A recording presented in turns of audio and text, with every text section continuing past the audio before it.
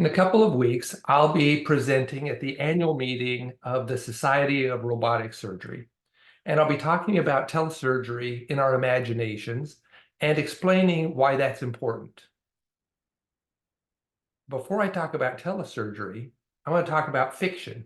Fiction is a lens for viewing the future without the artificial constraints of the present. And by artificial, I mean rules that are made up by society, our legal system, our insurance system. When you sweep those away, you can think about what is really possible with the technology and the knowledge that we have today. For example, in 1942, Robert Heinlein wrote a science fiction story called Waldo. In that story, a scientist invents a suit that he slips into, and it's connected to a giant robot. And he uses that robot to build himself a factory and to build a spaceship. And then he connects that suit to a tiny robot and uses the tiny robot to build the gears and the electronics that he needs to go inside the spaceship.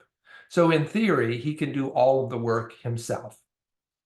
In 1966, Fantastic Voyage appeared as a science fiction story and then as a movie. And it postulated using lasers to treat blood clots and to attack viruses. And in the movie, they use this magical shrink ray to shrink a submarine down to the size of a blood vessel and inject it into the bloodstream so that it can get to the blood clot. That part may also always be fanciful. And then in 1966, from the 1966 all the way to the present, in fact, Star Trek has been showing us medical devices that we are still dreaming of. And some of them may become a reality, like the Star Trek communicator became the cell phone, and some of them may forever remain fantasies. I want to talk about whether telesurgery might be a national competitive advantage. And it's important if it's seen that way, because that means that it's worthy of the government's support, investment, and development, as was robotic surgery over 20 years ago. So if telesurgery can make a difference in conflicts, economic, cultural, and military, between two countries, then it's something that deserves the government's attention and support.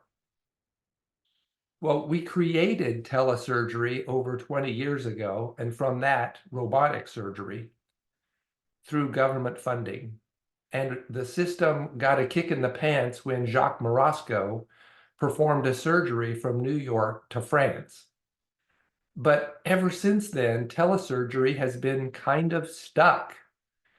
It's performed occasionally to show that it's capable, it's possible for a surgeon to show off, but it's not part of any national medical system, though China is making steps in that direction.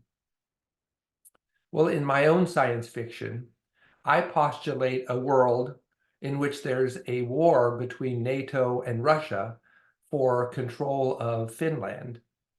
And in that war, telesurgery plays an essential part in tipping the scales between who's winning and who's losing.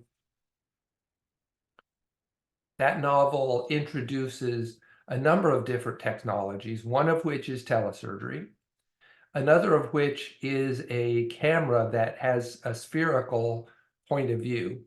Once inserted into the body, it looks at the entire surgical space in all directions at the same time and continuously, and brings that image in for an artificial intelligence to process everything that's happening in the space. So that even though a surgeon is very focused on one point where the operation is happening, they can also have an assistant watching the entire space in case there's a bleeder happening, and it can alert them to that fact that something needs to be addressed right now. I also use it to demonstrate how instruments can be designed for the job that needs to be done rather than to match the limitations of the human hand. For several hundred years, surgical instruments have either had one finger, like an energy tip, or two fingers like a grasper or scissors, but they haven't gone much further beyond that because of the limitations of the human hand to control everything at the end of that instrument. If you have an AI assistant helping you to control that instrument, then the number of fingers, the number of joints, and the number of different end effectors on each of those fingers can be very different and unlimited. They can be custom made to help you accomplish the job you're trying to do. And in the novel and in real life, I think we're seeking to build better tools to allow us to do things we haven't been able to do in the future, as we did with the surgical robots that are here now, but also better partners that can extend our perception and our understanding and our ability to react to the things that are happening in surgery. If you find this idea interesting, I have a short story that introduces the very first smart surgical robot, and that story is available free as a download from this QR code or this URL. And then from there, you might consider reading the other 3 novels in the series. Thank you very much. I hope you've enjoyed this session.